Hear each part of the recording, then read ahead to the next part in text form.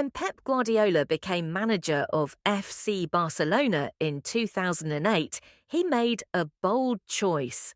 He cleared out veterans, refreshed the squad, and placed his faith in a group of academy graduates. Among them was Lionel Messi, already recognised as a prodigy but not yet the undisputed leader of the team. Guardiola saw in Messi not just talent, but destiny.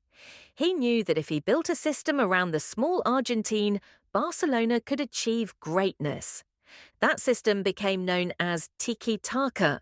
It was a style of endless short passes, constant movement, and suffocating pressing. To play it required intelligence, discipline, and chemistry. In Xavi Hernandez and Andres Iniesta, Guardiola had two midfielders who could dictate tempo with surgical precision. In Messi, he had the perfect finisher and creator, a player capable of breaking lines not only with his dribbling, but also with his vision. The results were immediate. In the 2008-09 season, Barcelona won the treble, La Liga, Copa del Rey, and the Champions League. In the final against Manchester United in Rome, Messi scored a rare header, floating above Rio Ferdinand to nod in a cross from Xavi.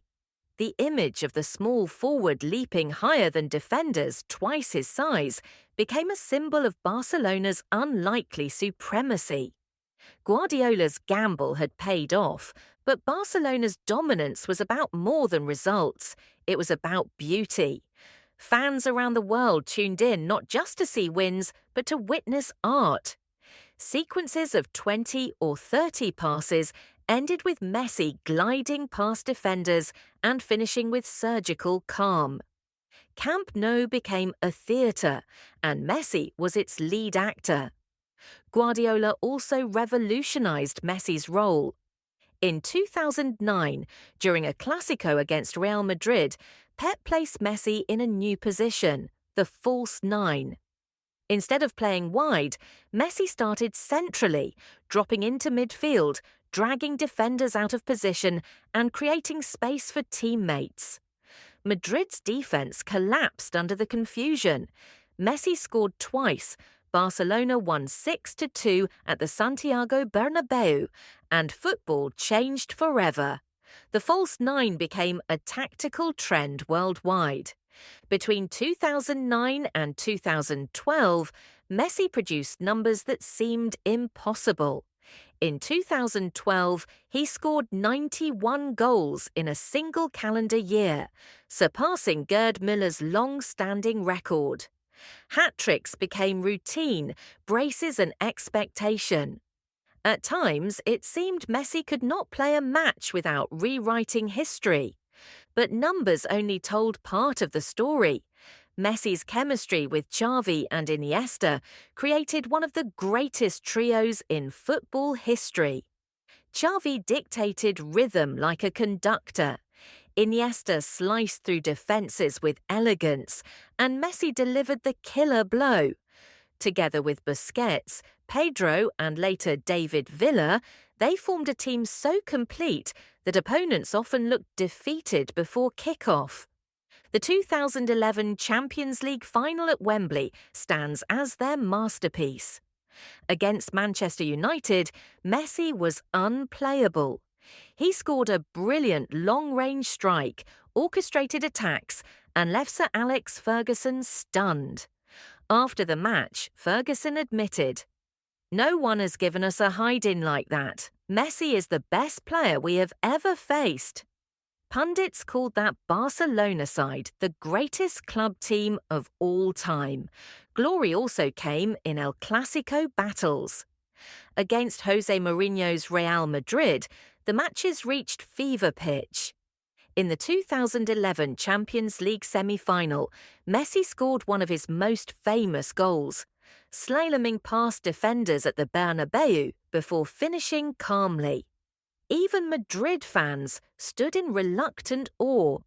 Rivalries were fierce, but Messi thrived on the biggest stages.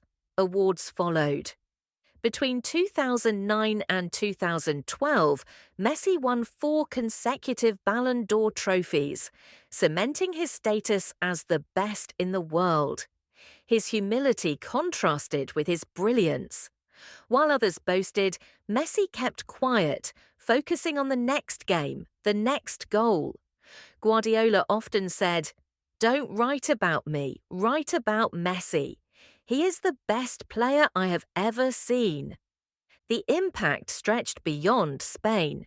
In the United States, where soccer was still finding its place, Barcelona became the gateway for millions of new fans. Messi's highlights spread across YouTube, inspiring kids in Los Angeles and Miami to wear Blaugrana shirts. In India, where cricket reigned supreme, Messi's dribbles won new converts to football. Viewing parties filled cafes, murals appeared in Kolkata, and Messi became a household name. Barcelona was no longer just a club, it was a movement. Yet, even in glory, challenges existed.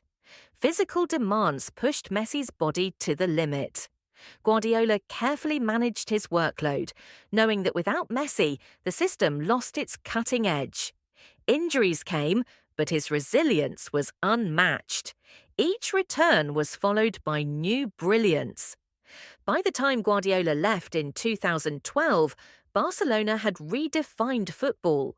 4 seasons, 14 trophies, countless memories. At the heart of it all was Messi.